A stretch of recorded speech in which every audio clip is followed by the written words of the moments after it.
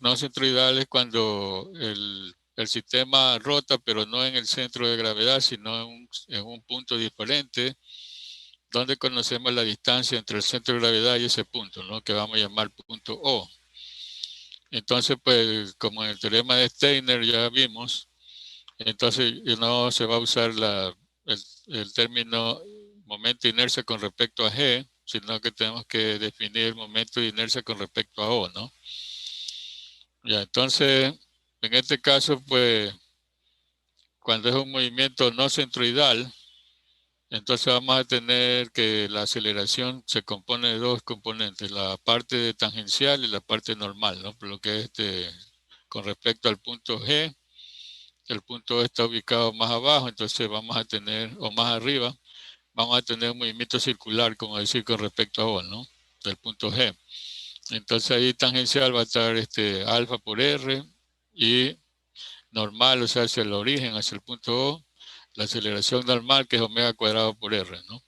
Ya eso hemos visto entonces en cinemática. Ya, entonces ahorita vamos a definir el punto O y vamos a hallar el momento de inercia con respecto a O. Ya, entonces podemos usar el principio de Allenberg, ¿no? Donde nos menciona que en el diagrama de fuerza hay unas fuerzas que se llaman externas que están aplicadas sobre el bloque, constituido por todas las fuerzas y todas las reacciones. Entonces lo mismo se aplica cuando es el punto O, que es no centroidal, ¿no? Entonces del lado derecho en cambio aparecen solo las fuerzas efectivas, entonces ahí están las masas por aceleraciones tanto transversal como normal, masa por aceleración transversal y masa por aceleración normal, ¿no? Pero aquí aparece el término también como fuerza efectiva I por alfa, ¿no? Bien, entonces en lo que es pues equilibrio dinámico también aplicado lo mismo, solo que aquí pasamos todo al primer miembro, ¿no? Ya sea al lado donde están las fuerzas externas, pasamos las fuerzas efectivas. Bien, entonces, por el principio de Allenberg, pues sabemos que el momento de inercia con respecto a O, bueno, en primer lugar, pues la sumatoria de momento con respecto a O sería I por alfa, que está definido, más el momento que hace la aceleración, en este caso tangencial, ¿no? Alfa por R, porque la componente normal pasa por el punto O, que está en el centro, ¿no? Entonces nos quedaría I por alfa más masa por R al cuadrado por alfa. Eso nos queda ahí más masa por R cuadrado, entre paréntesis, todo eso por alfa. Bien, entonces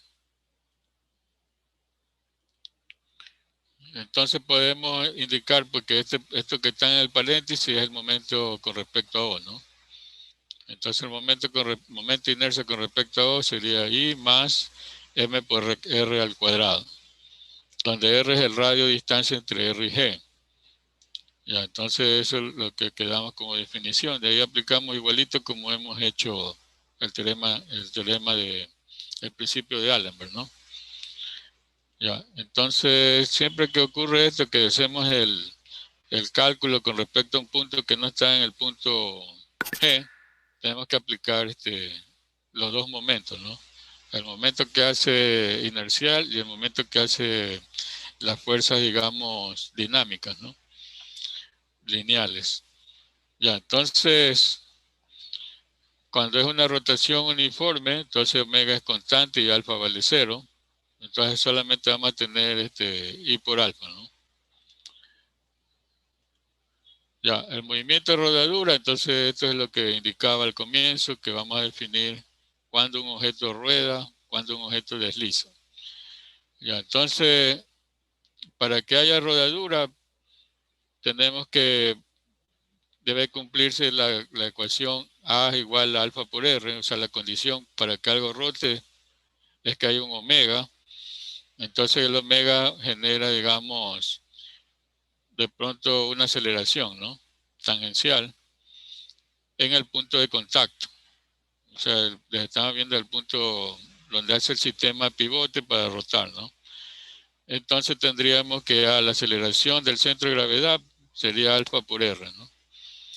Ya, entonces aquí estamos definiendo el punto C, que es el punto del centro instantáneo de rotación, que ya habíamos visto también en cinemática, en donde los objetos pues tienen velocidad instantánea cero, ¿no? Velocidad instantánea cero, y se produce la rotación porque se genera un torque. En este caso pues debe haber algo de fricción, ¿no? Porque si no hay fricción, entonces pues no hay centro instantáneo, ¿no? O sea, si no hay fricción, por lo menos la más pequeña que pueda existir, ¿no? Entonces no se asegura el punto C, entonces esto no va a rodar, sino va a deslizar, ¿no? O sea que va a estar dando vueltas, pero no hay dónde apoyarse. O sea, se va en banda, ¿no? Porque la fricción lo que hace es detener el movimiento, ¿no? Para instantáneamente impulsarlo hacia adelante. Entonces eso tenemos que entender, ¿no? Que para que algo dé vuelta, debe haber una fricción. Lo mismo pasa cuando los seres humanos caminamos. Debe haber una fricción en la suela de los zapatos suficiente para impulsarnos hacia adelante, ¿no? Porque nosotros nos movemos con el pie por impulsos. O sea, es un momento impulsivo que nos manda el cuerpo hacia adelante, ¿no? Entonces debe haber una fricción.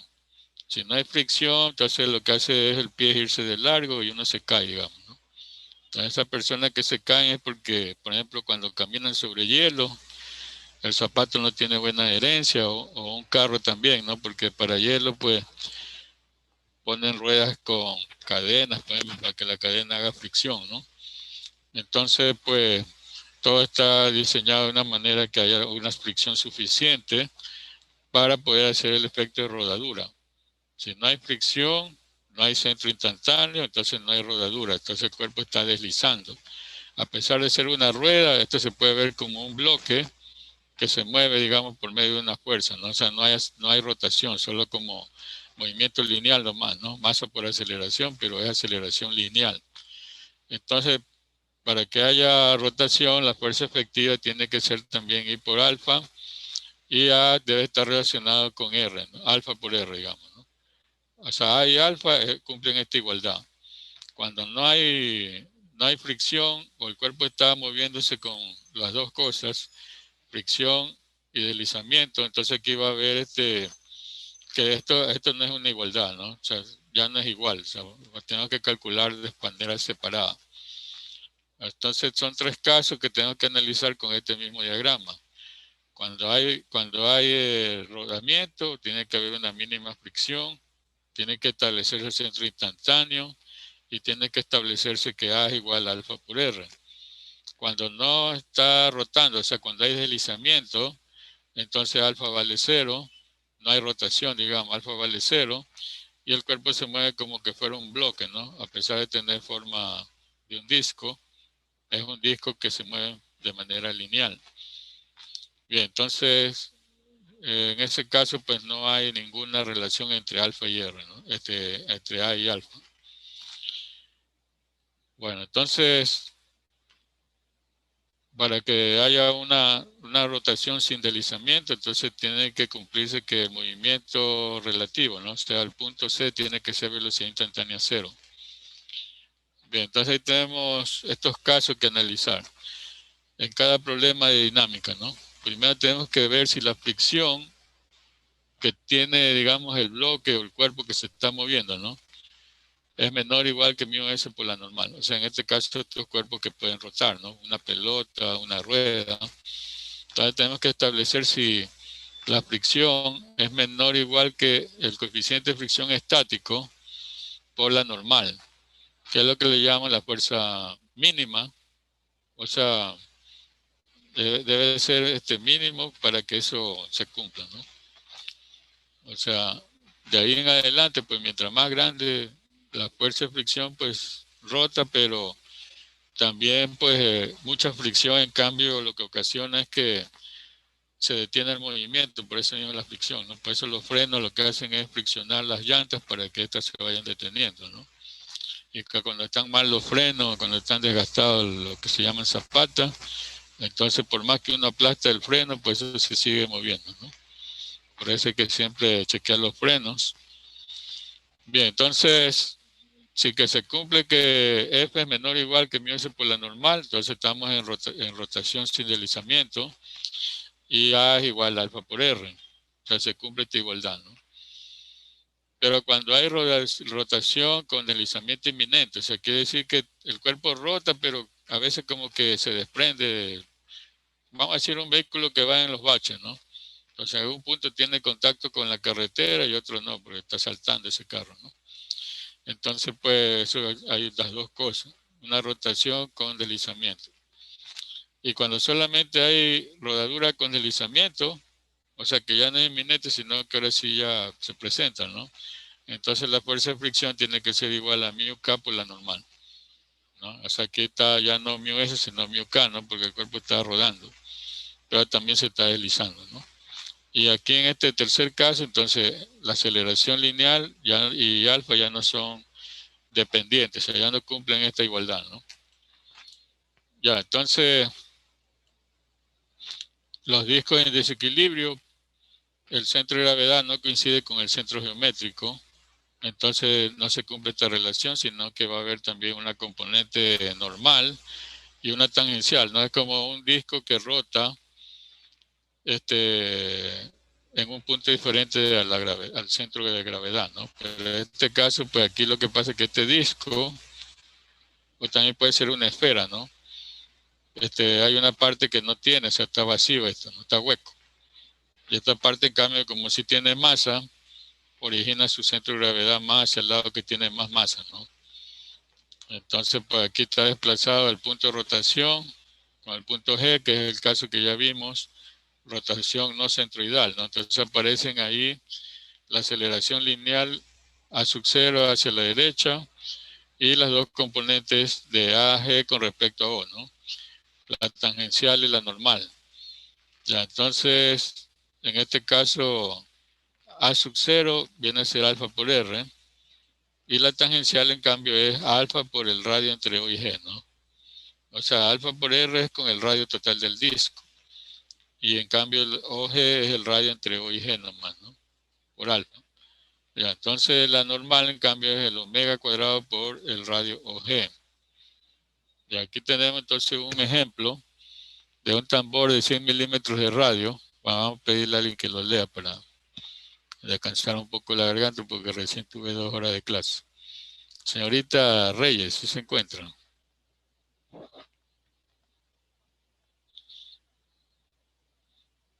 Señorita Eileen Reyes. Sí, profesor, podría repetirme que no me escuché. Bueno, ¿puede usted leer el tema, por favor? Un tambor de 100 mm de radio es solidario de un cilindro de 200 milímetros de radio. La masa combinada de ambos es 4.5 kilogramos y su radio de giro combinado es de 150 milímetros. Se sujeta a una cuerda que se muestra y se tira de ella con una fuerza P de módulo 22 newtons. Sabiendo que los coeficientes de rozamiento estático y cinético son μ igual 0.5, μk igual 0.20 respectivamente, a determinar si el disco desliza y b hallar la aceleración angular del disco y la aceleración de g. Ya, gracias, Neil. Ya, entonces aquí tenemos dos discos. El uno está montado encima del otro, ¿no? El más pequeño está sobre el otro, pero el más pequeño tiene enrollado una cuerda donde estamos ejerciendo una fuerza de tensión P, ¿no? Mayúscula, hacia la derecha. Entonces, aquí nos piden hallar primero comprobar si el disco está deslizando o tiene movimiento de rotación, ¿no? Y literal B, hallar la aceleración angular del disco y la aceleración de G, para cualquiera de los dos casos, ¿no? Si está rotando o si está deslizando, o las dos cosas. Bien, entonces la pregunta es, ¿para dónde se mueve el disco? ¿Para la derecha o para la izquierda? Derecha. Hacia la derecha, ¿no? Porque si hacemos el diagrama de fuerza, pues vamos a ver que la fuerza de fricción y la normal están aplicadas en el punto C, que es el centro instantáneo. el peso está en el centro de gravedad y P está aquí, ¿no? Pero en este caso, si tomamos un momento con respecto a G, vemos que la fricción origina un torque en sentido horario, ¿no? Y la fuerza P también, ¿no? Entonces se suman esos dos y es lo que está originando un sentido horario de rotación, por lo que el disco se mueve hacia la derecha, ¿no? Ya, entonces acá las fuerzas efectivas son la masa por aceleración, el centro de gravedad y la I por alfa alrededor de G. Vamos a considerar para hallar el literal A, ¿no? Primero, como que si estuviera rodando, que son los problemas normales, ¿no? El disco rueda sin deslizar, o sea que se cumple que alfa es igual perdón, A es igual a alfa por R. Entonces ya tenemos R que vale 0,2 metros, ¿no? Aquí en la figura. R vale 0,2 metros, como nos dice 200 milímetros de radio, ¿no? Ya, entonces podemos calcular el momento de inercia porque nos dan la masa 4,5 kilogramos y su radio de giro combinado 150 milímetros. Entonces, reemplazando momento de inercia igual a masa por radio de giro al cuadrado, nos queda que el momento de inercia es 0, 10, 12 kilogramos metros cuadrados. Bueno, luego hacemos entonces sumatoria de momentos en C hacia a este sentido horario positivo. Entonces tenemos que es igual a la sumatoria de momentos en C, pero efectivo, ¿no? Ya, como es con respecto a C, entonces ahí se va a originar masa por aceleración también en un momento, ¿no? Ya, entonces tendríamos la fuerza P es la única que origina momento, porque ahí, como es con respecto a C, entonces F llega a C, N llega a C y el peso también pasa por C, ¿no? Entonces ninguna de las tres origina momento, solo la de 22 newton, que está esta diferencia de dos radios. Ya, entonces eso es igual a la masa por aceleración por el radio de C a G, ¿no? El radio de C a G, más I por alfa que ya calculamos aquí, ¿no? Ya, entonces, como A es igual a alfa por R, porque se supone que está rodando sin deslizamiento, entonces podemos reemplazar aquí alfa por R y nos queda esta expresión, ¿no? 22 por 0,3, 6,6, igual a 4,5 por 0,2 al cuadrado por alfa, y más I que nos salió 0,10, 12 por alfa, ¿no? Ya, entonces despejando alfa y digamos, reemplazando todo, nos queda que alfa vale 23,47 radianes por segundo al cuadrado. Ya, entonces con alfa podemos hallar A sería 0,2 por este valor, ¿no? O sea, 4,69 metros por segundo al cuadrado. Y ahí podemos ya trabajar con las leyes de Newton. Sumatoria de fuerzas en X igual a sumatoria de fuerzas en X efectivas. Y nos queda entonces que la fricción está en sentido negativo, el que hemos fijado, ¿no? Menos F. La fuerza P está hacia adelante, entonces positivo 22 newton. Y es igual a masa por aceleración. Entonces aquí podemos calcular F, que es la única incógnita. Y nos queda que F vale 0,876, ¿no? Newton. Luego hacemos sumatoria de fuerza en Y para obtener N. Entonces N nos sale 44,14 Newton. Entonces dividiendo las dos expresiones, ¿no? Entonces nos queda la fuerza mínima sería μS por la normal, 0,25 por 44,14 nos da 11,03, ¿no? Ya, entonces tenemos que compararla con μS por la normal. Ya, entonces, para ver si se cumple esta condición, ¿no? Que la fuerza de fricción es menor o igual que a μS por la normal. Ya, entonces, ¿cuánto nos da μS por la normal? Entonces, μS vale 0,25 y la normal vale 44, ¿no? Entonces, μS por la normal sale 44,14. Sale 11,035. A ese, perdón, este ya está calculado, ¿no? Más bien tengo que calcular con esta fuerza que ya está calculada acá arriba. La fuerza de fricción es 0,876 newton. Entonces vemos que Fm sí es mayor que esa fuerza, ¿no? Entre estas dos, digamos. Entonces aquí se cumple, entonces quiere decir que sí está rodando sin deslizamiento, ¿no?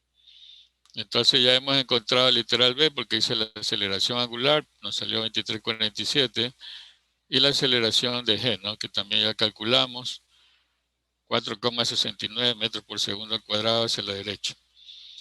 Y aquí tenemos un problema parecido, pero es diferente, ¿no? Bien, entonces vamos a ver. Señor Jara, ¿puede usted leer? Tenga la bondad. Sí, profesor.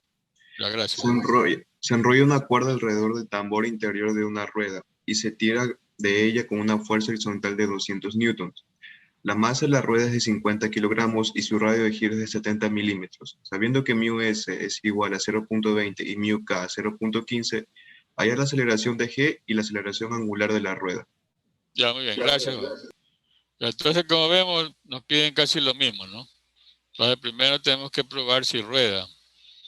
Ya, entonces aquí la diferencia es que la fuerza P está aplicada acá abajo, ¿no? No acá arriba como era el problema anterior.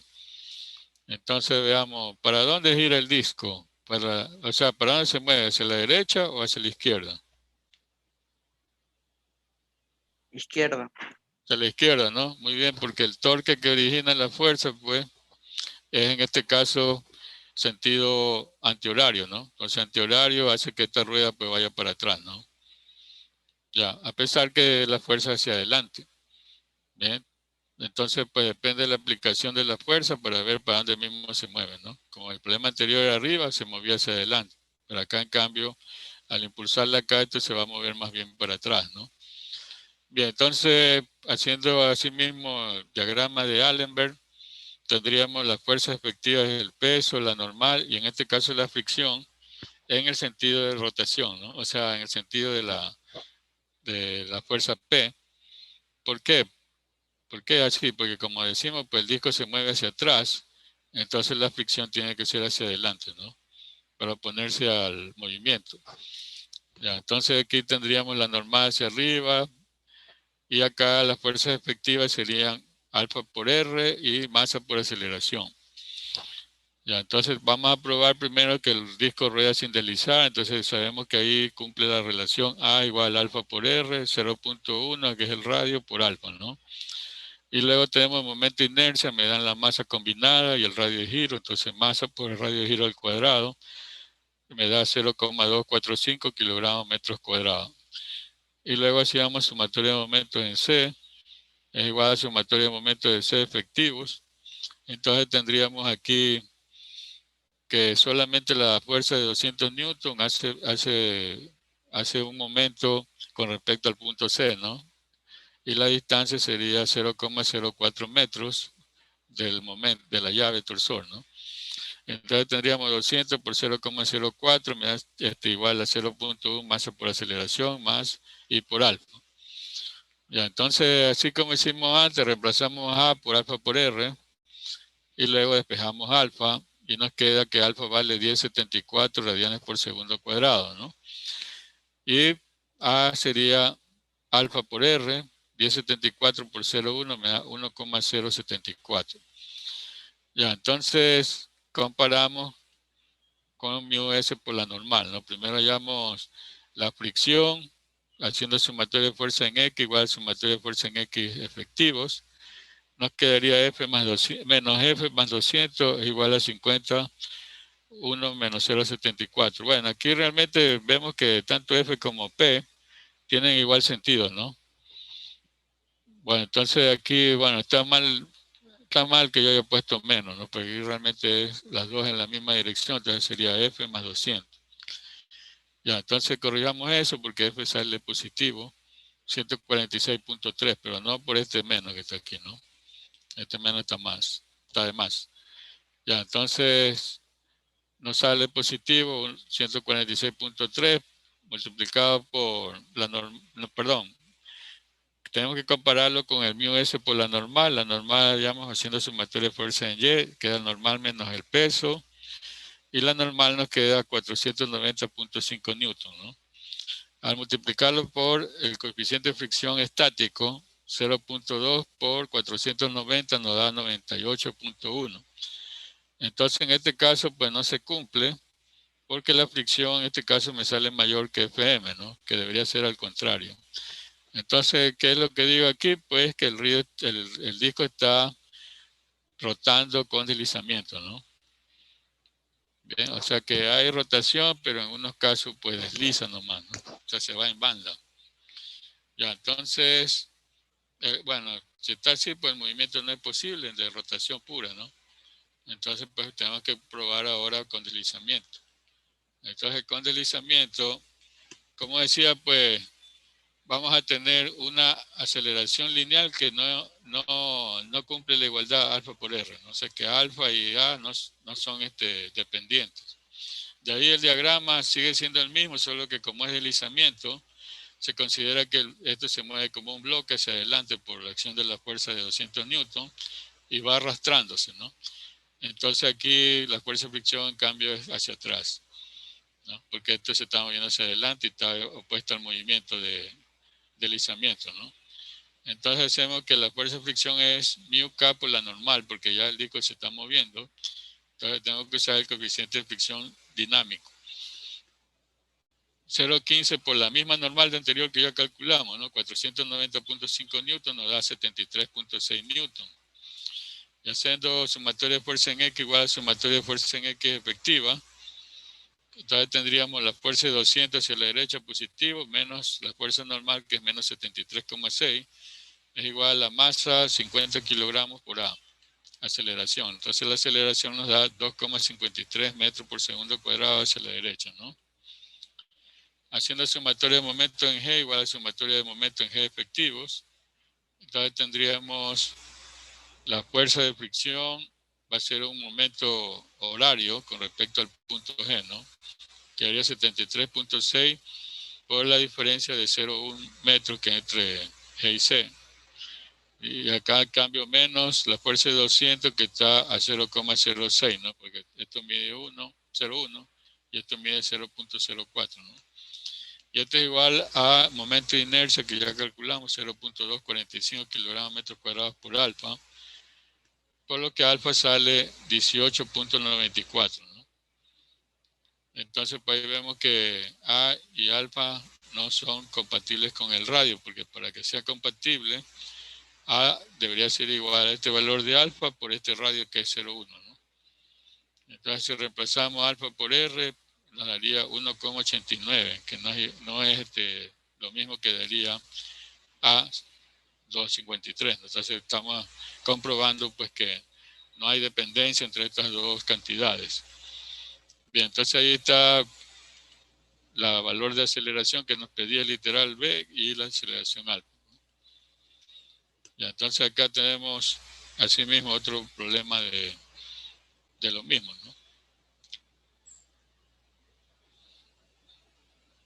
Bien, entonces veamos.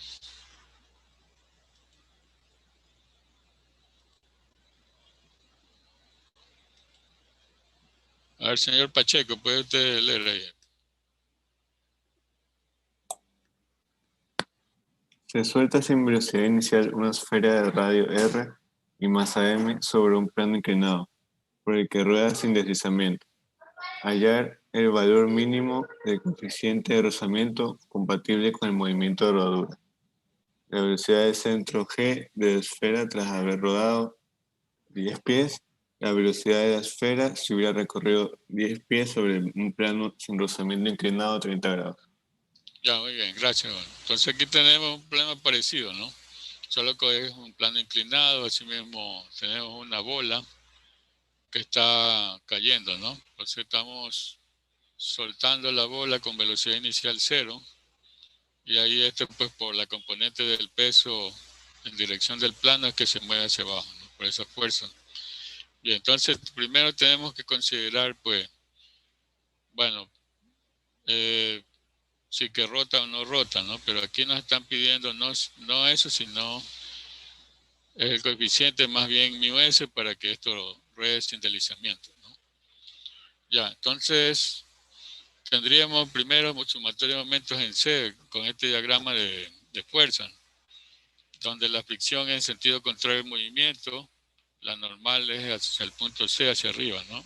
Y la componente del peso forma un ángulo con respecto a la vertical, ¿no? Que sería la línea inclinada, digamos perpendicular al plano inclinado, ¿no? Bien, entonces tendríamos la masa por aceleración en dirección paralela al plano. y por alfa, en cambio, es una fuerza que está rotando alrededor del punto G. Ya, entonces tendríamos en este caso la componente del peso en dirección del plano, porque es este sumatorio de momento en C, ¿no? Solamente hace momento con respecto a C, la componente que es paralela al plano, porque la otra pasa por el punto C, entonces no origina momento, ¿no? Estamos hablando del peso. Entonces el peso por seno de teta por el radio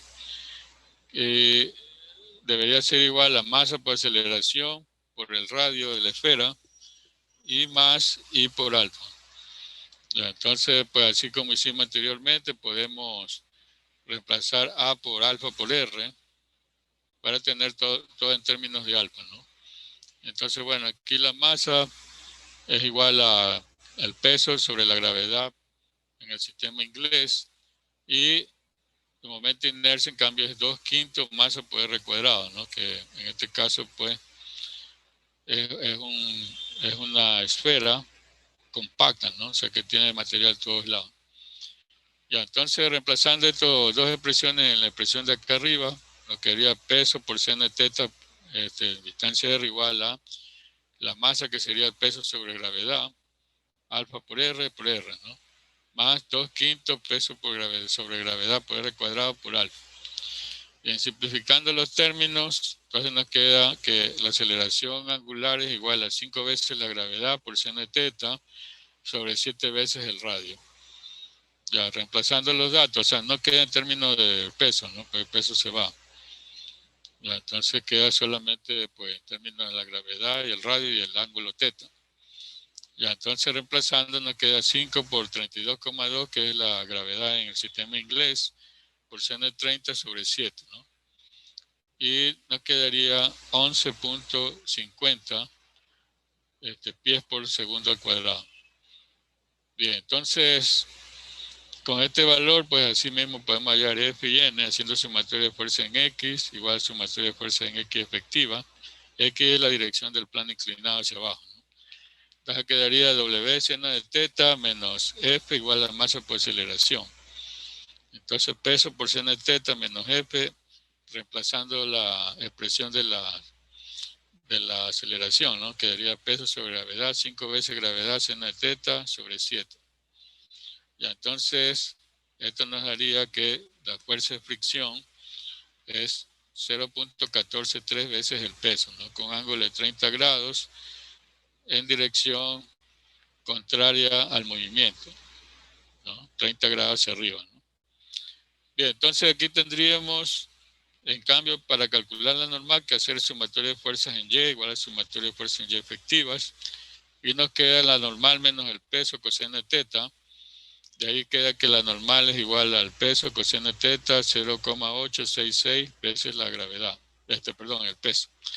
Entonces, pues el coeficiente de fricción sería fricción sobre la normal 0,143 veces el peso dividido por 0,866 veces el peso, ¿no? Nos da un coeficiente de fricción de 0.165. Bien, ¿alguna pregunta hasta ahí?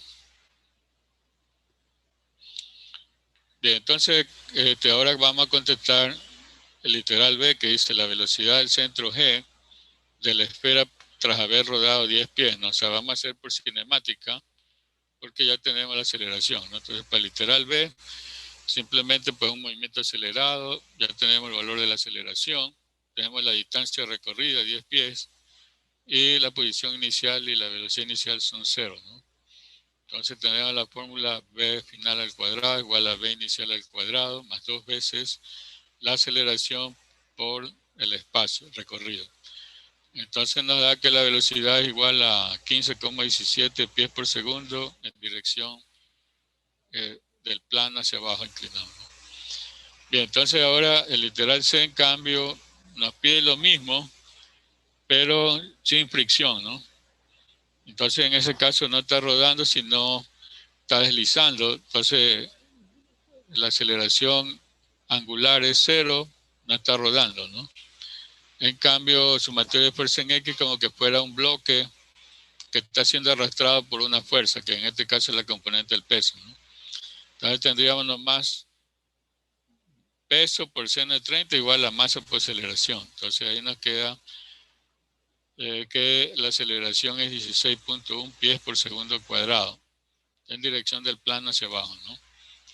En cambio la velocidad, así mismo sacándola por cinemática, es un movimiento acelerado uniformemente. Entonces tendríamos que la velocidad final al cuadrado igual a velocidad inicial al cuadrado, que en este caso vale 0, por 2 veces aceleración por el desplazamiento, ¿no?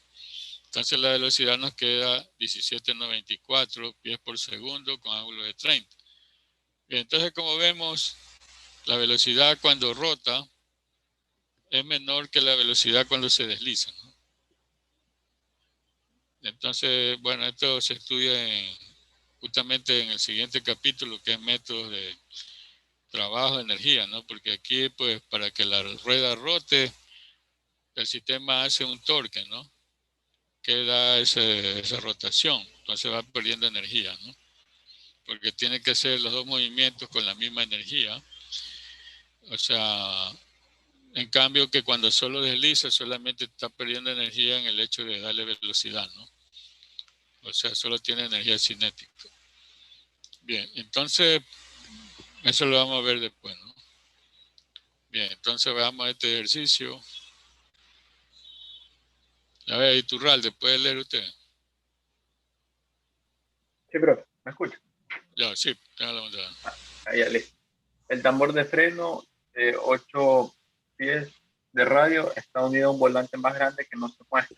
El momento de inercia de la masa total del tambor y del volante es de 14 libras por pie segundo cuadrado y el coeficiente de fricción cinética entre el tambor y la zapata del freno es de 0.35. Si la velocidad angular del volante es de 360 RPM en sentido contrario de las manecillas del reloj, cuando se aplica una fuerza P de 75 libras de magnitud al pedal C, determina el número de vueltas realizadas por el volante antes de detenerlo. Ya, muy bien. Muchas gracias, joven. Entonces, este es un freno. Tenemos aquí un disco que está rotando. No se ve la llanta. Está unido a un volante más grande, o sea, como que fuera una llanta que está aquí pegada a este aro, ¿no? Entonces aquí el freno es un pedal que se aplasta en este punto y va haciendo fricción aquí, ¿no? O sea, solamente hay fricción cuando se aplasta el pedal, ¿no? Y entonces eso pues va a brindar una fuerza en sentido contrario de la rotación para que lo vaya deteniendo. Ya, entonces podemos hacer el diagrama del cuerpo libre de la leva normal, ¿no? Que es lo que ocasiona el freno, y luego hacer el diagrama de cuerpo libre en este caso del disco, ¿no? Para la leva entonces tendríamos el punto A, las reacciones a X y a Y, y en el punto C, donde está el pedal, ¿no? Ahí está lo que es la fuerza P que se aplica. Luego tengo yo que estimar las distancias entre A y C. Entonces eso es lo que a veces se complica, ¿no? Hay estudiantes que se equivocan. Entonces dice que entre este punto y C hay 15 pulgadas, pero el radio de este disco es 8. Entonces acá en cambio este es 6. Quiere decir que aquí hay 2 pulgadas, ¿no? Que le tengo que sumar a 7, que sería la diferencia entre 15 y 8, ¿no? Entonces sería 9 pulgadas, como está aquí, ¿no? La distancia entre A y C. Ya, luego también tengo, por ejemplo, que la distancia entre A y el punto B de contacto, pues solamente 2 pulgadas, como ya vimos. Y bueno, aquí sí está especificado entre A y B hay 10 pulgadas, ¿no? Para eso lo difícil aquí es establecer esta distancia. Ya, entonces, una vez que tengo establecido ahí, puedo hacer sumatorio de momentos en A igual a 0. Y nos queda que 10 veces, o sea, 10 pulgadas por la normal, ¿no? Que está en sentido horario, positivo, más 2 veces la fricción, que está con respecto a también es horario, ¿no? La fricción que está aquí, menos la fuerza que se aplica, que en este caso dice 75 libras por 9, es igual a 0, ¿no? Por este sí es sentido antihorario con respecto al punto A. Ya, entonces eso nos da que la normal vale 63,08 libras, ¿no? Y la fuerza de fricción entonces sería mu K por la normal 0.35 por 63.08 nos da 22.08 libras. Ya, entonces ahí podemos hacer pues el diagrama del tambor. El radio del tambor es 8 pulgadas, convertido a pies, 2/3 pies, ¿no? Y la velocidad del tambor, en cambio, convertido a radianes sería 360 por 2 pi sobre 60, 12 pi radianes por segundo, ¿no? Ya, entonces tendríamos el diagrama del principio de Allenberg, ¿no? La fuerza externa aplicada del lado izquierdo y la fuerza efectiva del lado derecho, ¿no? Entonces aquí tenemos el punto B, que es donde impacta el pedal. La normal la dibujamos en sentido contrario que la dibujamos acá en el pedal, ¿no? O sea, en este caso la normal es hacia la derecha y la fricción también, pues la dibujamos hacia abajo. Ya, ya como calculamos la fricción, entonces la misma fricción, ¿no? Y tenemos pues como fuerza efectiva solamente el momento de inercia por alfa, ¿no? Que ya nos dan aquí arriba el momento de inercia. Entonces, haciendo sumatoria de momentos con respecto al centro, el punto D, igual a sumatoria de momentos efectivos, nos quedaría que la fricción por el radio es igual a I por alfa. Entonces alfa sería la fricción por el radio sobre I, ¿no? Momento de inercia. Ya, entonces nos queda 22,08 por 2/3 dividido por 14, ¿no? Y esto nos da 1.5015 radianes por segundo cuadrado en deceleración, o sea que está deteniéndose. Bien, entonces con esto podemos hallar omega final igual a omega inicial más 2 veces alfa por teta. Y de aquí pues despejando nos queda que teta vale 675.8 radianes y eso representa 107.56 revoluciones, ¿no? O sea, haciendo el proceso, una revolución igual a 2 pi radianes, y ahí se van los radianes, entonces nos queda tantas revoluciones, ¿no? ¿Alguna pregunta, joven? Ya, entonces para terminar este ejercicio de aquí, 2 discos uniformes y 2 cilindros están ensamblados como se indica. El disco A pesa 20 libras, el disco A, ¿no? Y el disco B pesa 12. Si el sistema se suelta desde el reposo, determina la aceleración de todo el sistema, ¿no? Perdón, dice del cilindro C, que es este, y del cilindro D. Ya, luego dice, los cilindros están unidos a una sola cuerda que pasa sobre los discos. Suponga que no ocurre deslizamiento entre la cuerda y los discos, ¿no? O sea, yo decía la misma aceleración, ¿no? Pero no es así, ¿no? Ya vamos a ver. Solución cinemática, entonces tendríamos que la aceleración, bueno, sí tiene el mismo sentido, ¿no? Porque es la misma cuerda, ¿no? Entonces que nos queda en sentido horario, ¿no? Ya, entonces ahí está que alfa de A vale alfa, la aceleración que nos están dando, o que vamos a encontrar, perdón, sobre el radio A, es igual a sobre 8/12, ¿no? Porque el radio vale 8 pulgadas convertido a pie. Entonces nos queda esto, alfa de A igual a 1,5 veces A. Haciendo lo mismo para B, entonces alfa de B vale A sobre RB, A sobre 6 sobre 12 pie, nos da 2A, ¿no? Ya, entonces podemos hacer, bueno, el momento de inercia de cada disco, el momento de inercia de un disco es 1/2 masa por R cuadrado. Entonces calculamos, ¿no? Para el caso de A nos da 0,138 libras por pie segundo cuadrado. Y en el caso de B nos da 0,04658 libras pie segundo cuadrado. Y entonces ahí hacemos para el disco A el principio de Allenberg, ¿no? Entonces están las fuerzas externas aplicadas a este disco, el punto de rotación, están las dos reacciones, tenemos la tensión, así mismo tangente aquí a esta parte, ¿no? Tenemos el bloque C, en cambio que la cuerda también es tangente al disco, y están las distancias, ¿no? Entonces aquí es el radio del disco, 8 sobre 12 pie, y el bloque pues va hacia arriba, ¿no? Masa por C por aceleración hacia arriba, y el momento angular pues sería I por alfa en sentido horario.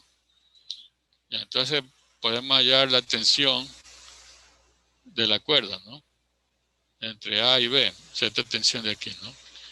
Sería entonces sumatoria de momento y gas, sumatoria de momento en A, pero efectivos. Entonces, con respecto a A, está haciendo la tensión que estamos hallando y está la fuerza del peso, ¿no? Entonces sería FAB por 8 sobre 12 veces, bueno, en pie, menos 15 sobre 8 sobre 12 pie. Es igual al momento de inercia que ya está calculado por el disco A, ¿no? Y por alfa, y acá más masa de C, que ya también tenemos aquí, 15 libras sobre gravedad, ¿no? Porque lo que me están dando es fuerza. 15 sobre G por A sobre 2/3, que sería el radio. Entonces esto nos da 0.5176 veces la aceleración.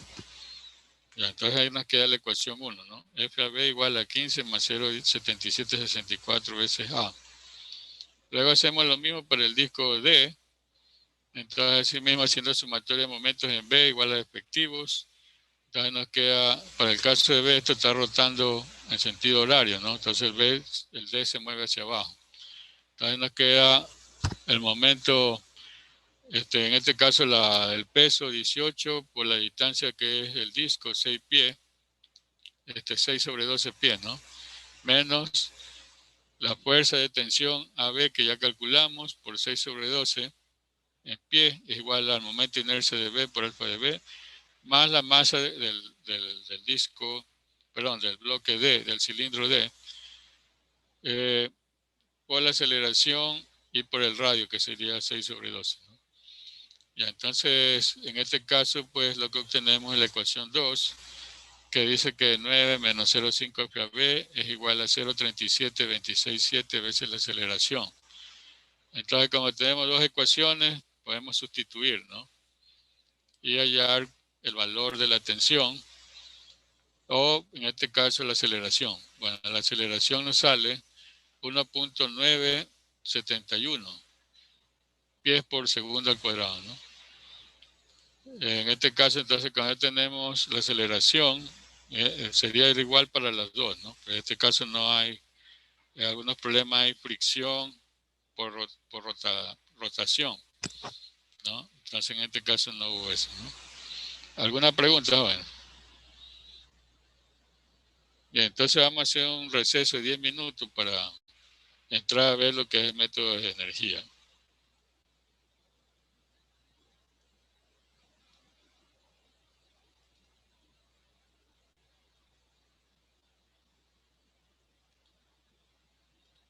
Profe, este último ejercicio que proyectó no están en las diapositivas.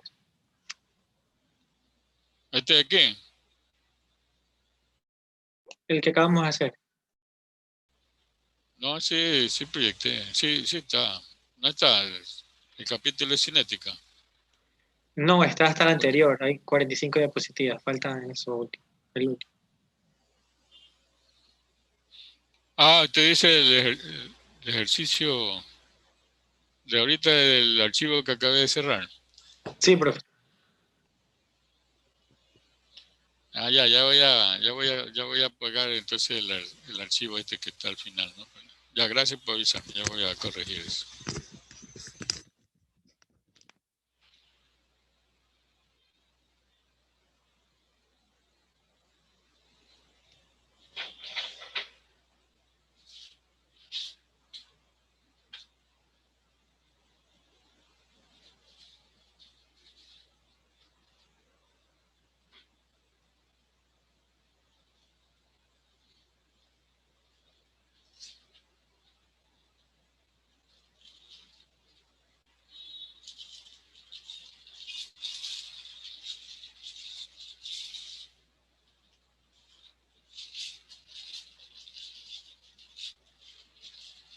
El diseño del avión, si no me equivoco, ¿no? Bueno, bastante bien, la verdad. Tenemos compañeros, con lo cual es probable que haya enemigos. Aunque no tengo, como siempre, no tengo descargadas todas las skins. De armas creo que sí que las tengo todas, pero de personajes creo que no. A ver. A ver qué tal va el Battle Royale. De momento parece que va bien de rendimiento. A ver, es el mapa pequeño. En principio no debería haber tanto problema como el mapa grande, ¿no?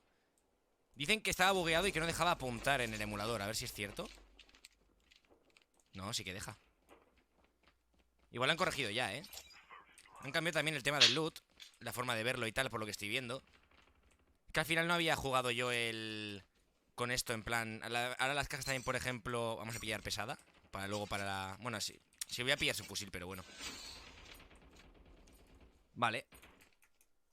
Algún lagacillo pega, eso es inevitable, chavales. Voy a pillar... Tengo una UG ya, pero vamos a pillar esta Galil.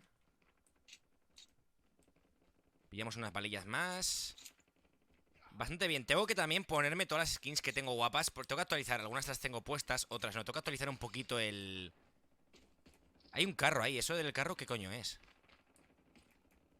O sea, aquí en teoría esto es una tienda, ¿no? Como en el... Ah, vale, sin más, son tiendas de estas. Es que en el Warzone también hay una tienda ahí. Y me raya bastante, la verdad.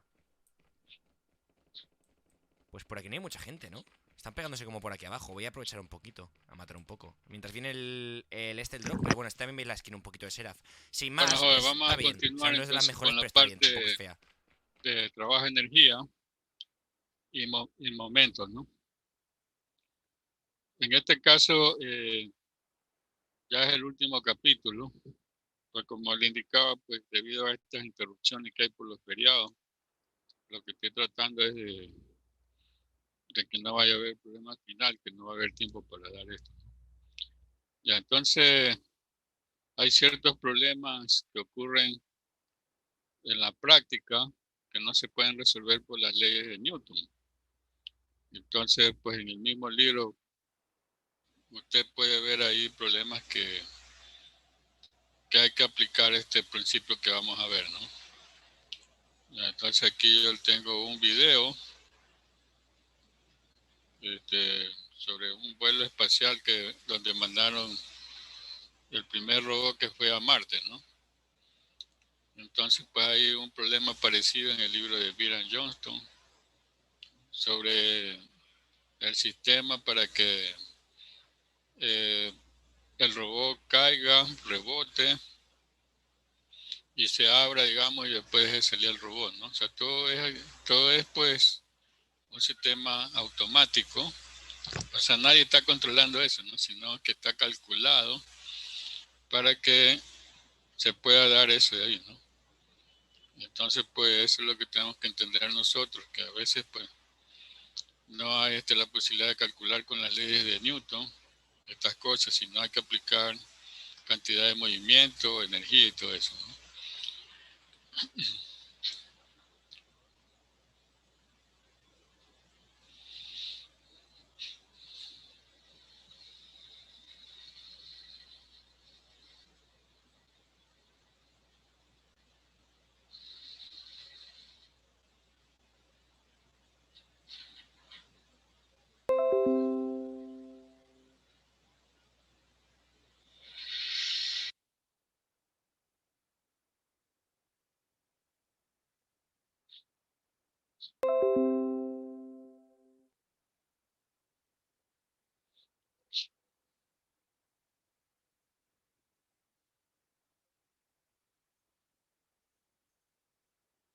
Ahí que está en esa bolsa es una serie de balones, ¿no? Como ven, hay unos balones que se inflan como que fueran airbags, ¿no?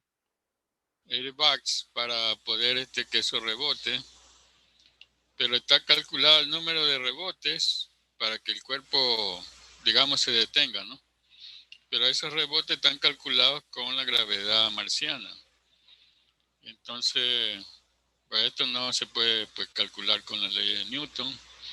Por eso pues usted tiene que abrir su mente a este nuevo capítulo, ¿no? Porque hay estudiantes que todos tratan de resolver con la ley de Newton, ¿no? Pero la ley de Newton pues se quedan un poco, digamos, atrás, ¿no? Porque esto de acá pues permite interpretarlo más como un sistema energético, ¿no? Entonces ahí mire cómo se abre, cómo se ubica el robot en la posición que debe estar, ¿no? Todo eso es automático. Ahí se ven paneles solares, se ven motorcitos, ahí se abren los paneles, ¿no? Para poder pues recibir energía del sol y el sistema funcione, tiene un sistema de baterías. Entonces todo es automático, como ven, para ustedes que son mayoritariamente la carrera de mecatrónica, pues esto es lo que se estudia de mecatrónica, ¿no? Sistemas no tripulados, autónomos, donde está pues todo por medio de fórmulas en programas programados para que funcione como tiene que funcionar, ¿no? Primero se abre esto, después el otro, y así, ¿no? Entonces vemos cámaras, vemos sistemas como cogen muestras, ¿no? Muestras del terreno marciano. Bueno, ahí vemos la superficie marciana, pues la vemos de color medio cobrizo, porque se supone que Marte tiene bastante hierro, ¿no? O sea, el mineral hierro ahí abunda. En cambio, aquí en la Tierra, como se usaba bastante el hierro, escasea, ¿no? Entonces ya los estadounidenses pues ya tienen incluso industrias que venden hierro marciano, o sea, ni siquiera lo han explotado, pero ya están vendidos los lotes de hierro, ¿no? Eso es pues, una mentalidad pues como los norteamericanos, que para ellos todo es posible, ¿no? Ya están haciendo hasta turismo marciano. Bueno, no marciano, sino espacial, ¿no? Pero pronto harán turismo marciano. Entonces todo eso con la ingeniería, ¿no? Eso es lo que tenemos que entender, porque que aquí esto es fundamental aprender estos métodos para poder aplicarlos así, ¿no?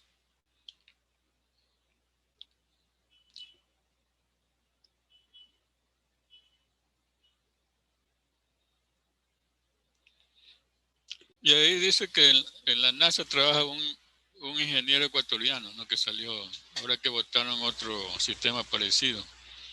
Un ingeniero ecuatoriano trabaja en la NASA, justamente en esto de diseño de robots, ¿no? Entonces hay ecuatorianos trabajando ahí en Estados Unidos. Un pariente de mi esposa trabajaba en Lockheed Martin. Él instalaba antenas satelitales, él instala, digamos, ¿no? Y así hay ecuatorianos que trabajan tranquilamente como ingenieros, o sea, ni siquiera como doctores, ¿no? Sino como ingenieros, ¿no? Porque en lo que es ciencia, pues se necesita no solamente PhD, sino también ingeniero, máster y todo eso, ¿no? Cada uno tiene su trabajo por ahí, ¿no? Ya, entonces, el ingeniero, pues, lo que hace es, pues, aprovechar todo lo que está en la ciencia descubierto, ¿no? En cambio, un científico que es un doctor en ciencia, un PhD, solamente cubre una parte de la ciencia, solamente estudia algo específico de la ciencia, ¿no? Entonces la importancia de la ingeniería es que uno puede abarcar todo, ¿no? Medicina, biología, computación, todos los campos. Ya, entonces ahí tenemos, mira cómo se abre el brazo, una serie de sensores, pues sensores que están indicando la posición. Ahí está un taladro que coge muestras, ¿no?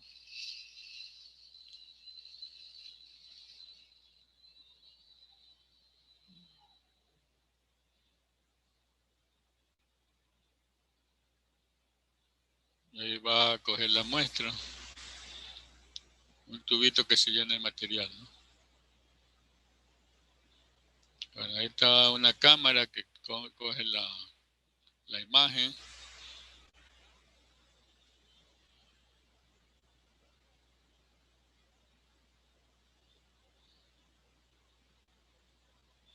Bueno, puede ser un sistema autónomo, ¿no? O sea, él solito se está manejando, o sea, no hay alguien ahí que lo está dirigiendo, ¿no? Aunque sí hay la manera de dirigirlo por medio de satélites, por medio de láseres, o sea, mandar la señal, digamos, para que el robot también tiene sistema de comunicación, ¿no? Uno lo puede controlar, digamos. Entonces eso es en lo que vamos a ver aquí. Principio de trabajo de energía de un cuerpo rígido, o sea que vuelvo a repetir, pues la ley de Newton no se pueden aplicar en ciertos ejercicios, ¿no? Porque son netamente para ser resueltos por medio de estos métodos. O sea, si hay problemas que se pueden resolver no solo por la ley de Newton, sino usando cualquier otro procedimiento, ¿no? Pero estrictamente hay problemas que no se pueden resolver si no se aplican métodos energéticos. Ya, entonces, aquí vamos a cubrir el principio de trabajo de energía por un cuerpo rígido, conservación de la energía, lo que es el término potencia, principio de impulso y la cantidad de movimiento por movimiento plano de un cuerpo rígido, conservación de la cantidad de movimiento angular, movimiento impulsivo e impacto excéntrico, ¿no? Ya, entonces, en física se aprende lo que es el método de trabajo de energía, pero para partículas. Pero básicamente acá lo que se entiende, porque un cuerpo rígido ya vimos que es una serie de partículas, ¿no? Lo mismo los conceptos de conservación de energía, potencia, impulso, todo ya supuestamente ustedes han visto, ¿no? Lo que es impacto, aquí nos vamos a concentrar en lo que es un impacto excéntrico, ¿no? Pero vamos a revisar de todas maneras ciertos términos que tienen que ver con las materias básicas. Ya, entonces aquí lo nuevo es que la energía cinética se la representa con la letra T mayúscula. O sea, la T es una fuerza viva, lo que le llaman también fuerza viva, ¿no? Porque está en movimiento. Entonces, la T mayúscula es un medio de la masa por velocidad al cuadrado. Ya, y en cambio la U es el término con que se va a representar el trabajo. O sea, no la letra W, sino la U, ¿no? Entonces, aquí dice la energía cinética inicial más el trabajo hecho para llevar un cuerpo de 1 a 2, de una posición inicial a una final, ¿no? Es igual a la energía cinética final.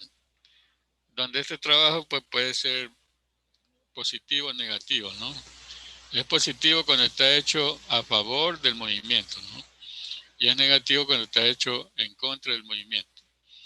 Ya, entonces, en la dinámica, pues ya acabamos de ver que la sumatoria de masas por velocidad, digamos, y aquí, bueno, volvemos a multiplicar por velocidad para quedar al cuadrado, ¿no?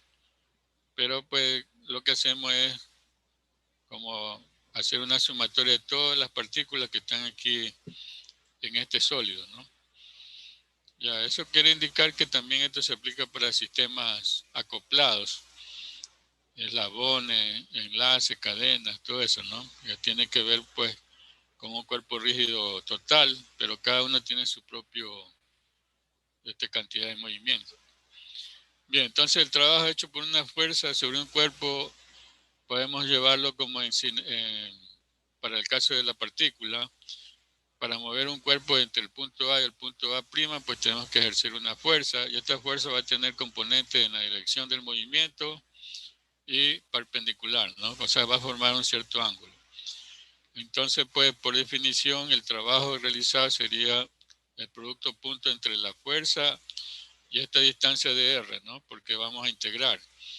Entonces, el trabajo hecho de 1 a 2 solamente va a haber en la componente que es paralela al desplazamiento. O sea, cuando el coseno de alfa vale 1, ¿no? Ya, entonces ahí se produce la mayor fuerza, el mayor trabajo. Entonces sería el trabajo hecho de 1 a 2 igual a la integral de S1 a la posición inicial a la posición final de F por el coseno de alfa por ds, ¿no? Ya, entonces también tenemos que puedo calcular trabajo en el caso de movimientos angulares, como trabajo de 1 a 2 igual a masa, o sea, perdón, el momento por el desplazamiento, ¿no? O sea, torque por desplazamiento, ¿no? Aquí la M no es masa, sino torque, momento, ¿no? Por desplazamiento angular. Ya, entonces también de esta manera que el caso de cuerpos que están rotando. El momento con respecto al punto O por el desplazamiento angular, que es ángulo final menos ángulo inicial, ¿no? En radianes. Ya, entonces, para la energía cinética, pues ya volvimos a ver, ¿no? Entonces la energía cinética es la letra T, y la letra T mayúscula se le llama la fuerza viva, donde este es igual a un medio masa por velocidad al cuadrado, y si hubiera rotación, entonces sería también más un medio momento de inercia por omega al cuadrado, ¿no? O sea, ahí la energía cinética lineal, que es un medio masa por velocidad al cuadrado, y la energía cinética rotacional, ¿no? Que es un medio momento de inercia por omega al cuadrado. O sea, las dos formas de energía. Es un cuerpo que está en movimiento plano, ¿no? Porque ya vimos que el movimiento plano pues es dos movimientos, ¿no? Uno lineal y uno rotacional. Entonces, cuando calculamos el momento, esa es la suma de las dos contribuciones, ¿no? Las dos fuerzas efectivas. La una de movimiento lineal y la otra de movimiento angular.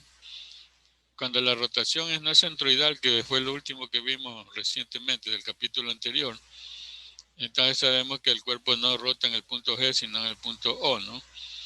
Entonces, si está rotando nada más, pues no tenemos que usar el momento de inercia con respecto a G, sino que tenemos que usar el momento de inercia con respecto a O, ¿no? Ya. Luego tenemos la energía potencial de un resorte. Entonces aquí tenemos, en este caso, pues un ejemplo, ¿no? Un cuerpo que está en una longitud sin deformar, por acá, ¿no? Aquí en cero puede ser, ¿no? Cuando esté vertical el peso aquí, ¿no? Entonces aquí ya está deformado y acá también. Entonces su energía potencial, en cambio, se va a representar por la letra B. La letra B mayúscula representa la energía potencial, ¿no? Tanto elástica, que es este caso, como la gravitacional, que sería el peso, ¿no? Y entonces aquí cumple la ley de Hooke, que la fuerza es igual a K por X, y aquí se generan estos diagramas de fuerza versus distancia que representan pues el área, el trabajo hecho, por ejemplo, ir de 1 a 2, ¿no? Es lo que está sombreado ahí con color medio tomate, medio rosado, ¿no? Entonces, bueno, eso también ya se ha visto algo, pero acá, bueno, vamos a seguir con lo mismo. El trabajo de la gravedad pues puede ser en contra o puede ser a favor, ¿no? Es en contra cuando el desplazamiento es contrario a la gravedad y es a favor cuando el trabajo es hecho a favor de la gravedad, ¿no? Ya, entonces ahí tenemos el peso, como el peso es hacia abajo, vamos a decir está haciendo un trabajo a favor de la gravedad, ¿no? Fuerza por Y, o sea, peso por Y. Pero cuando estamos subiendo un peso, en cambio estamos haciendo una pérdida de energía, ¿no? Porque la energía potencial, pues, aquí este es el teorema trabajo, energía potencial, ¿no?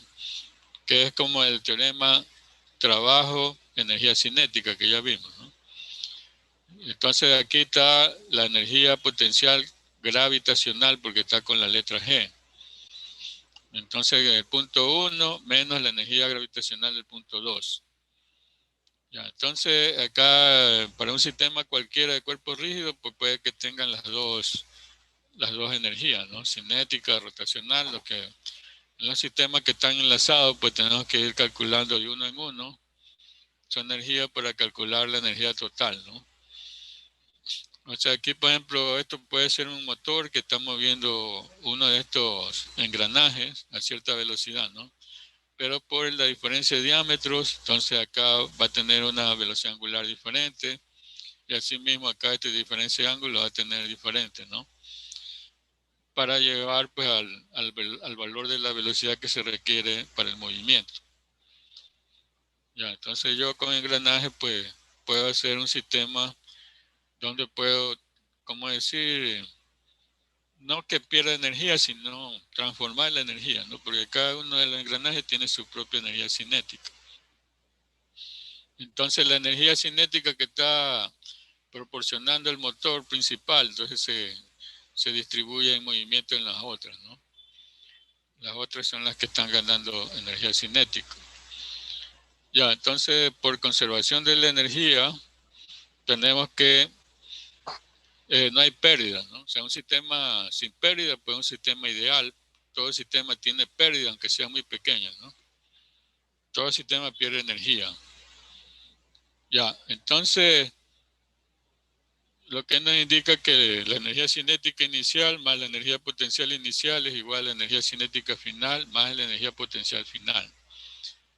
Luego tengo el término de potencia, es energía sobre tiempo o también trabajo sobre tiempo, ¿no? Pero también es sinónimo de fuerza por velocidad, porque el trabajo es fuerza por distancia, ¿no? Y también torque por velocidad angular, ¿no? Bien, entonces la potencia pues también puede ser en el caso de un movimiento rotacional el momento por el desplazamiento angular sobre tiempo, ¿no? Eso me da pues torque por velocidad angular. Y la eficiencia es lo que llamamos de un sistema la potencia útil de salida sobre la potencia neta de entrada. Y el vatio es digamos, lo mismo que decir un joule sobre segundo o un newton por metro sobre segundo, ¿no? Y un caballo de potencia, 750 vatios aproximadamente. Bien, entonces, los sistemas energéticos hay que entenderlos bien, ¿no? Porque todo sistema necesita energía para hacer un trabajo, ¿no? No se puede hacer trabajo si no tiene energía, ¿no? Como un carro, se gasta la batería, que es el que le da la energía eléctrica al carro, entonces el carro no prende, ¿no?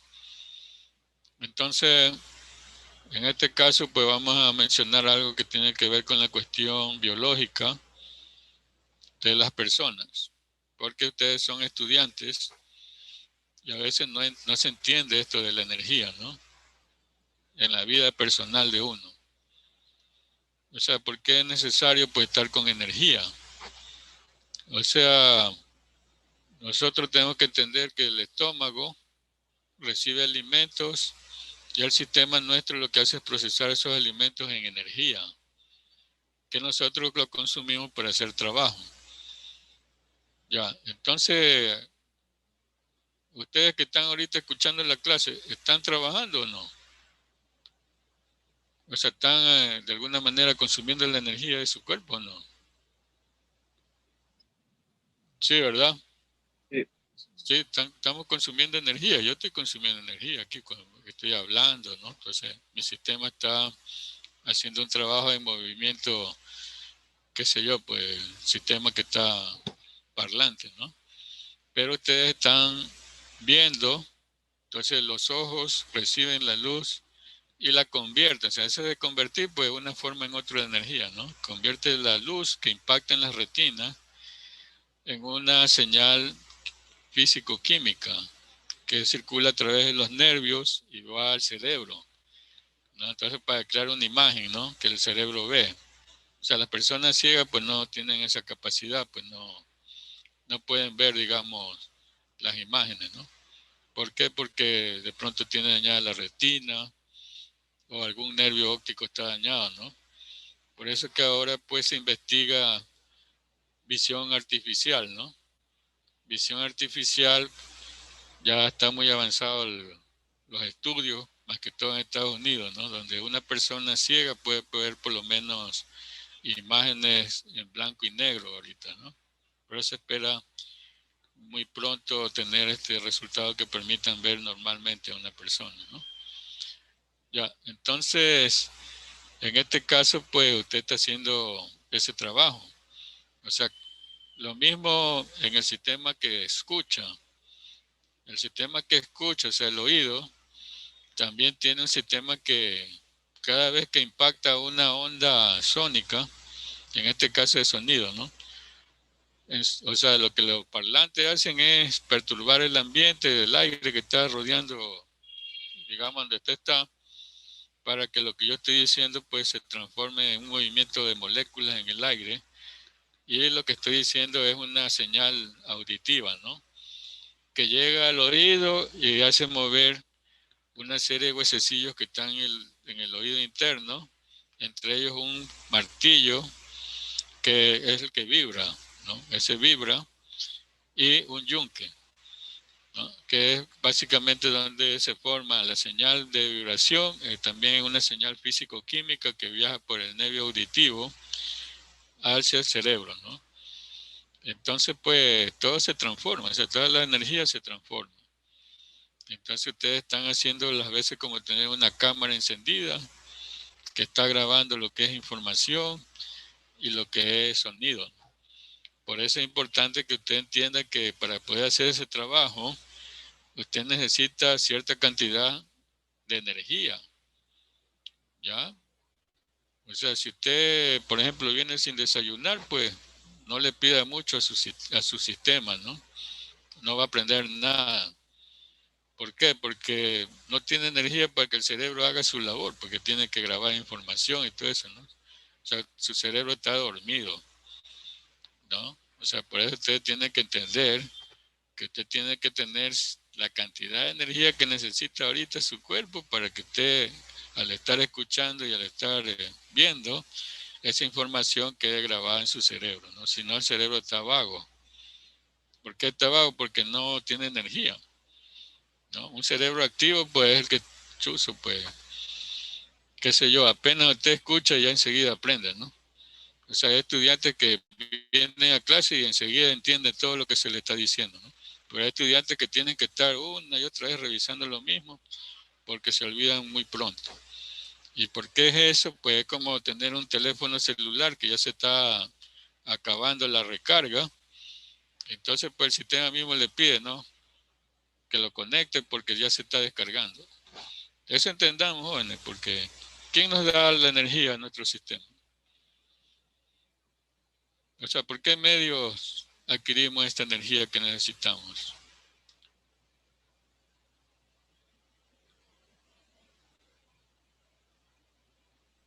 La comida, bro.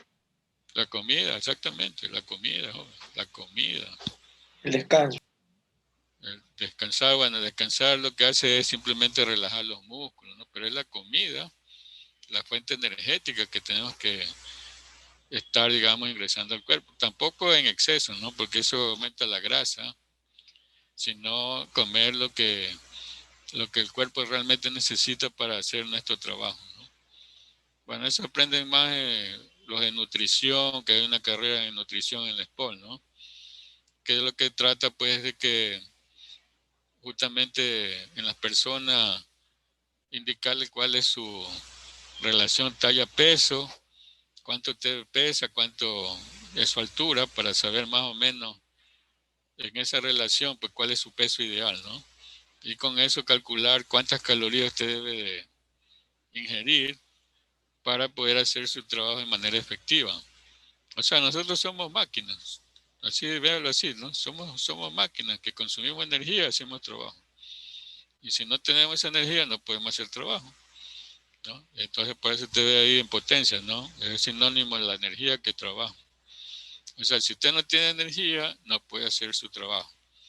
No le pida más a su sistema orgánico porque no va a funcionar, ¿no? Ya, entonces, ¿qué pasa cuando no comemos? O sea, aquí en la clase deben haber muchos que no han tomado ni desayuno, ¿no? Porque así son los jóvenes. Los jóvenes no están acostumbrados a tomar desayuno, pero sí la importancia del desayuno, ¿no? Porque eso, pues usted tiene clase en la mañana, entonces su cerebro tiene que estar consumiendo ahorita energía. O si no está, pues usted con ganas de irse a dormir mejor, ¿no? O entretenerse en otra cosa porque ve que, qué sé yo, pues no está concentrado porque el cerebro no se puede concentrar, ¿no? Entonces entienda eso porque ustedes van a ser padres, ¿no? Madres. Entonces tiene que ver la importancia de la buena alimentación para que pues sus hijos puedan hacer bien su trabajo, ¿no? Ya, entonces en un documental que dieron en el IMAX, en el Malecón 2000, ¿no?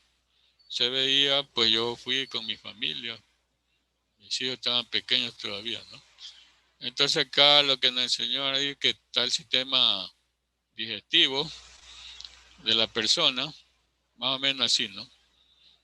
O sea, por aquí ingresa el alimento y aquí está el alimento ahí, se va depositando. O sea, aquí está lo que es sólido y lo que es líquido, aquí todo, ¿no? Entonces llega la hora que es de comer, la hora más o menos de comida son las 12 del día, por ahí, ¿no? Entonces, pues, aquí hay una especie de trituradora, ¿no?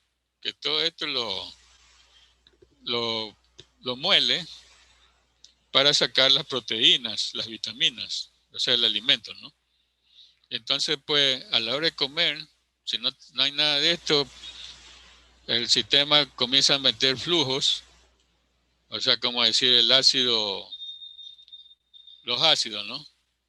Los ácidos que realmente logran descomponer las carnes en proteínas y desechos, ¿no? O sea, son estos ácidos fuertes.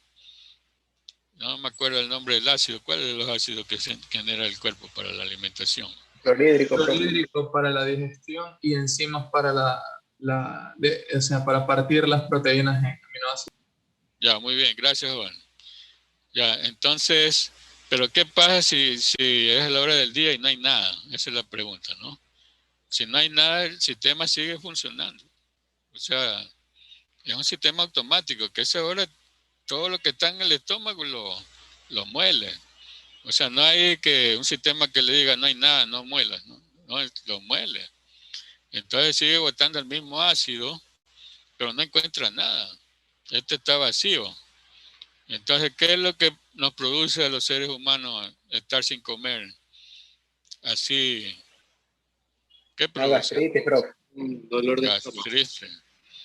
Exactamente, dolor de estómago, ¿no? Úlceras gástricas. Úlcera gástrica. Bueno, en mis tiempos eso le conocía la enfermedad del Politécnico, ¿no? La enfermedad del Politécnico termina en itis. Todas las enfermedades que terminan en itis es la enfermedad del Politécnico porque no se alimenta bien, ¿no?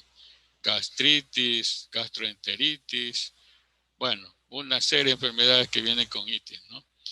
Porque esto pues aquí se llena de, o sea, el ácido, si no ve nada, comienza a comerse la carne, pero suya, de su cuerpo, ¿no? Entonces, ese es un problema que genera úlceras, ¿no? Y el otro problema es que comienza a generarse aire, ¿no? Se concentra el aire porque hay mucha acidez.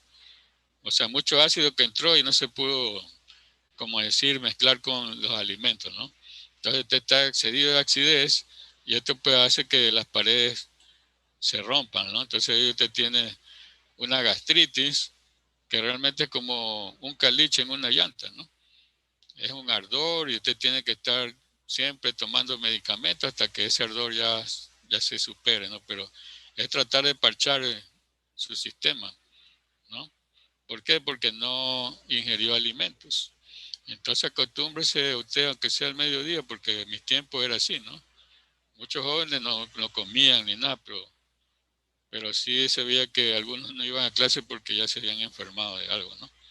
Dolor de estómago. Entonces, siempre a la hora de comida, si sea un pan o unas galletas con algo, ¿no? Para que el estómago tenga algo que triturar, ¿no? Es suficiente, o sea, no necesita llenarle el estómago, sino algo suave, pero ahí ya por lo menos tiene algo que moler, los ácidos se mezclan y ya pues no ocurren esos problemas, ¿no? Pero el problema está en las personas que no se alimentan. O sea, yo tuve así mismo en una clase de estática, pero ya hace unos semestres, muchos semestres atrás, ¿no? Un estudiante de Esmeralda que era excelente. El tipo sacó creo que 94 sobre 100 en un examen. O sea, que era sobre 100, ¿no? En esos tiempos no había esto de tanto por trabajo autónomo, nada, sino una sola nota, ¿no? Solo el examen. Entonces sacó 94 sobre 100 en el primer parcial. Entonces yo estaba pasado. Pero me extrañó que él no entregó unos trabajos y no se presentó para las lecciones. Y yo pregunté en la clase, ¿no? Si alguien lo conocía, alguien me dijo, sí, yo digo, porque el joven no ha venido a clase, ¿no? Él me dice, no, lo que pasa es que él se enfermó y está en el hospital grave con gastritis. Entonces lo tienen ahí asilado porque sufrió, yo se dice, no tiene ni familiares que lo atiendan, ¿no? Entonces, porque está en Esmeralda. Entonces eso pues le pasó porque justamente el joven, como era de Esmeralda, vivía en un departamento ahí cerca del Espol, que compartía con otros compañeros de estudio, ¿no? Como hacen muchos jóvenes. Entonces él pues, como no tenía quien le cocine, a veces se preocupaba de comer, ¿no? Porque no se olvidaba de comer porque no tenía alguien que le cocine. Pero antes que el joven se recuperó y pudo dar el examen, aunque sea, ¿no? Pero ya pasó porque le faltaba poco, ¿no? Pero eso pasa, jóvenes. O sea, nuestro sistema tiene que ser bien cuidado porque es el que genera trabajo, ¿no? O sea, si usted va a trabajar y no se alimenta, puede ser que deje el trabajo porque va a tener su sistema que hace trabajo dañado, ¿no? Como un carro que a usted se le daña y quiere hacer lo que ruede, pues no va a rodar, pues, ¿no? Entonces cuide su sistema, cuídelo. Es su herramienta de trabajo, cuídelo bien, aliméntese bien, ¿no? Mientras usted esté alimentado, pues va a hacer bien su trabajo. Si no, pues va a estar así como este joven en hospital, ¿no? Tratamientos con uno, con otro, y nunca va a acabarlas. ¿Y solo por qué? Porque no se alimentó. Bueno, eso yo cumplo con algo que nos dijo la rectora, que los ingenieros no solamente somos matemáticas ni números, ¿no? Sino también somos padres y pues necesitamos los profesores, pues, indicarles así en las materias, pues, la importancia de ciertas cosas, ¿no? Y entonces esta es la importancia del trabajo de energía en el organismo suyo, ¿no? Pues se dice mente sana en cuerpo sano, ¿no? O sea, su cuerpo tiene que estar bien para que todo su sistema funcione bien. Entonces eso entiendo, que aquí, o sea, ahorita que estamos en esta pandemia, pues no, hay mucha gente enferma, pero no pueden trabajar, pues tienen que estar aislados y todo eso, ¿no? Pues entonces ahí uno ve, ¿no? Pues si estuviera sano, estuviera trabajando, ¿no? Pero como está enfermo, no puede trabajar, ¿no? Entonces esa es la importancia, pues, de todo esto, ¿no? Bueno, sigamos entonces. Aquí tenemos un problema de trabajo y energía, ¿no? Cinética. Y entonces creo que ya lo hicimos por dinámica, ¿no? Pero bueno, vamos a pedirle a Ducci que lea por favor el ejercicio. Un bloque de 240 libras se suspende de un cable inextensible que está enrollado alrededor de un tambor de 1.25 pies de radio unido rígidamente a un volante. El tambor y el volante tienen un momento de inercia centroidal combinado.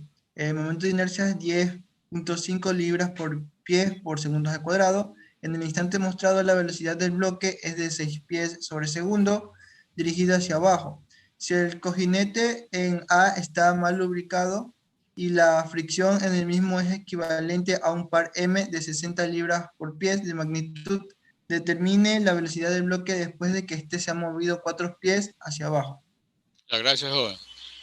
Bien, entonces ya hicimos un problema de este, o sea, se puede resolver tanto con las leyes de Newton, el principio de Allenberg, pero ahorita lo vamos a resolver por energía, ¿no? Porque de pronto por energía sale más rápido el asunto, ¿no? Bien, entonces para el bloque tenemos que la velocidad en este caso es hacia abajo y tiene una velocidad de 6 pies, ¿no? Entonces para el volante el omega 1 en sentido antihorario y tenemos entonces que sería la velocidad dividido para el radio, ¿no? Porque la velocidad es omega por R. De ahí podemos calcular que el volante tiene una velocidad angular de 4,8 radianes por segundo. Luego podemos hacer el teorema trabajo-energía, ¿no? Entonces la energía cinética que tiene en el instante inicial, o sea, T1, es la energía lineal que tiene el peso más la energía rotacional que tiene el volante, ¿no? Entonces tendríamos un medio de la masa, que como en este caso es 240 libras el peso, tenemos que dividirlo para la gravedad, ¿no? 32,2 pies por segundo al cuadrado. O sea, 240 por ese valor y por la velocidad que está de 6 pies lineal por segundo al cuadrado, ¿no? Todo eso al cuadrado. Más un medio, el momento de inercia ya nos dan, para el volante vale 10,5 libras por pie por segundo al cuadrado y la velocidad angular 4.8 al cuadrado, ¿no? Bien, entonces esto nos da que la energía cinética total del sistema, ¿no? Porque están dos cuerpos que se están moviendo, es 255 libras por pie, ¿no? O sea, puedo hacerlo así como vemos por el principio, ¿no? Todos los sistemas que se estén moviendo en el instante inicial, esa es la energía 1, ¿no? O sea, qué sé yo, puede haber otro bloque, o sea, puede estar conectado aquí otro disco, qué sé yo, ¿no? Entonces tengo que hacer la energía total que tiene todo el sistema. Y ahora la energía total que tiene en la posición 2, cuando ya ha descendido 4 pies, entonces sería así mismo la energía cinética en el punto 2, un medio masa por velocidad 2 al cuadrado más un medio momento inercia por omega 2 al cuadrado, ¿no? Bien, entonces aquí como omega también es igual a B sobre R, como usamos acá arriba, ¿no? Entonces puedo reemplazar omega 2 por B2 sobre R, R es el mismo, entonces eso me permite obtener T2 en términos de B2, que es justamente lo que me están pidiendo, ¿no? La velocidad después que se ha movido 4 pies hacia abajo. Entonces tengo la energía cinética en 1, 255 libras por pie, y la energía cinética 2, 7.09 velocidad 2 al cuadrado. Bien, entonces ahora puedo hallar el trabajo. En este caso hay un desplazamiento angular, ¿no? Porque el disco está rotando. Y ese desplazamiento está ligado con lo que es el desplazamiento lineal por medio del radio, ¿no? Porque el sector circular ya sabemos que es igual a θ por R, ¿no? Entonces el sector circular S2 que se ha movido el bloque es θ2 por R. Bien, entonces eso puedo calcular 4 pies que es S2 y 1,25 pies que es el radio, ¿no? Entonces me da 3,2 radianes. Ya, entonces puedo aplicar el teorema de trabajo de energía en el sistema rotacional, que sería el trabajo de 1 a 2, sería el peso por el desplazamiento lineal, ¿no?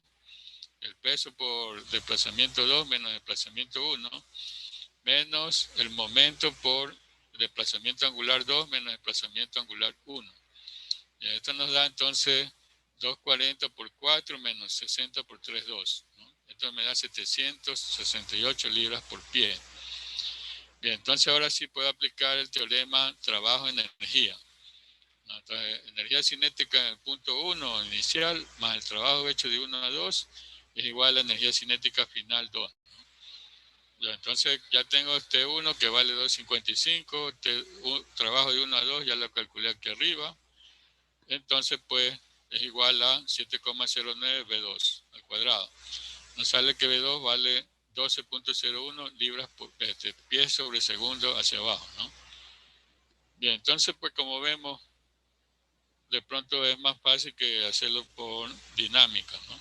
Bueno, este ejercicio en sí pues se puede aplicar las leyes de Newton, se puede aplicar lo que es el teorema de trabajo de energía cinética, y como vemos después, también se puede emplear el método impulso y cantidad de movimiento, ¿no? Ya, entonces cualquiera de las tres formas me van a dar el mismo resultado. De pronto yo tengo que ver es cuál me da el resultado de una manera más rápida. Bien, entonces aquí tenemos otro ejercicio. Vamos a ver entonces. Señor Ponguillo, ¿puede leer?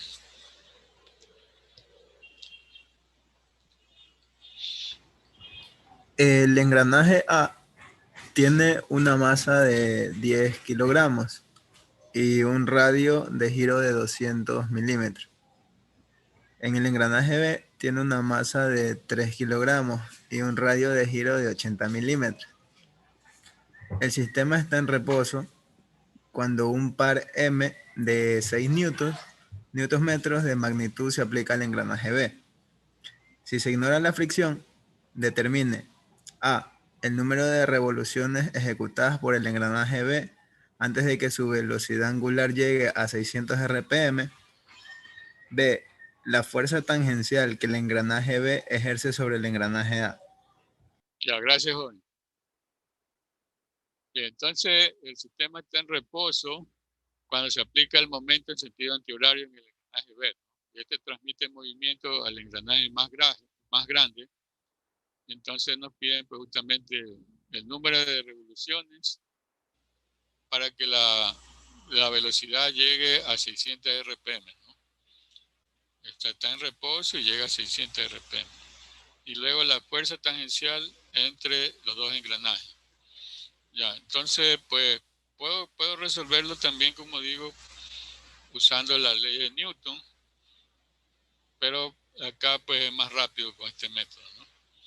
Entonces yo tengo, por ejemplo, la relación de transmisión de velocidades angulares, porque la velocidad tangencial en el punto de contacto es la misma para los dos, ¿no?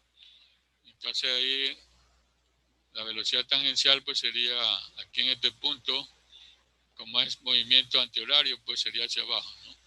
Esta sería la velocidad tangencial, que es para los dos la misma. Entonces, para el radio B sería omega de B por RB, y para el radio A, RA por omega A, ¿no? Entonces ahí puedo calcular el omega A en relación al omega B, ¿no? Porque sería el radio de B que vale 100, el radio A que vale 250, sería 0.4 veces omega B, ¿no? Luego tengo que para omega B, que gira 600 RPM, puedo calcularlo en radianes sobre segundo, ¿no? O sea, multiplico 600 por 2pi dividido para 60. Queda 62,8 radianes por segundo. En cambio que el omega A es 0,4 omega B, ¿no? Como ya tengo el valor, entonces eso me queda 25,1 radianes sobre segundo.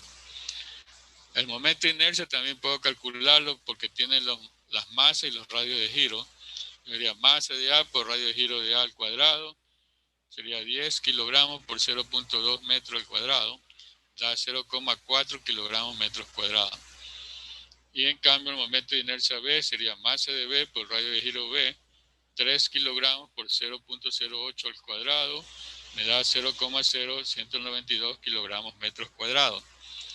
Ya, entonces la energía cinética de todos los dos discos es 0 porque está en reposo, ¿no? Entonces solo tengo energía cinética final, que es igual, en este caso solamente los movimientos son angulares, no hay desplazamiento lineal como el problema anterior, ¿no? Entonces tendríamos que un medio del momento de inercia de A por omega de A al cuadrado más un medio el momento de inercia de B por omega B al cuadrado, ¿no? Eso me da que la energía cinética 2 es 163.9 joules, ¿no? Y entonces puedo calcular el trabajo así como el problema anterior, ¿no? El momento por el desplazamiento, en este caso angular, de la rueda B. Entonces sería el momento, ya me están dando, y se aplica el par M de 6 newton por metro, ¿no? Entonces la incógnita sería teta B en radianes, o sea, es igual a 6 veces teta B, ¿no? Y entonces aplico el teorema de trabajo de energía cinética. Entonces el trabajo inicial es 0, está en reposo, más el trabajo que ya calculamos acá arriba, 6 veces teta de B, es igual a la energía cinética final que sale 163.9 joules, ¿no? Por lo que teta de B sale 27.32 radianes, y así mismo, pues, una vuelta completa, una revolución, digamos, es 2pi radianes, ¿no? Entonces ahí se van los radianes, nos queda que esto es 4,35 revoluciones que ha dado el sistema de la rueda de engranaje B hasta que llega a 600 RPM, ¿no? Bien, ahora nos pide la fuerza tangencial. Entonces la fuerza tangencial también, así mismo, pues la misma para los dos, ¿no? La fuerza que está aplicada aquí, ¿no? Masa por aceleración tangencial en ambos discos es la misma por el punto que está en contacto, ¿no? Entonces, pues ahí, en ese caso, pues podemos dibujar cualquiera de los dos engranajes, ¿no? Aquí en este caso está el engranaje más grande. Hacemos el diagrama de sólido libre, entonces están las reacciones en A, X, Y, está el peso y está la fuerza tangencial. Ya, entonces, usando el teorema de energía, ¿no? Porque también puede hacerlo por dinámica, ¿no? Entonces, por energía sería que la energía cinética en 1 es 0, y la energía cinética en 2 es un medio momento de inercia por omega 2 al cuadrado, omega de A al cuadrado, es igual entonces a 126 joules, ¿no? Y trabajo sería fuerza por distancia, ¿no? Y la distancia lineal, porque la fuerza es lineal, ¿no? La distancia lineal sería desplazamiento por el radio, ¿no? El sector circular que logra desplazarse el punto. Entonces sería la fuerza por 27,3 radianes que ya calculamos anteriormente por 0,1. Nos da que F por 2.73, bueno, esa es una incógnita, ¿no? Luego, entonces, haciendo el teorema de trabajo de energía cinética, trabajo inicial es 0, perdón, la energía cinética inicial es 0, está en reposo. El trabajo de una 2 es F por 273 y la energía cinética de 2 es 126, ¿no? Joules. Por lo que la fuerza nos da 46.2 newton en dirección como está la flechita, ¿no? Entonces, pues, ¿alguna pregunta, jóvenes?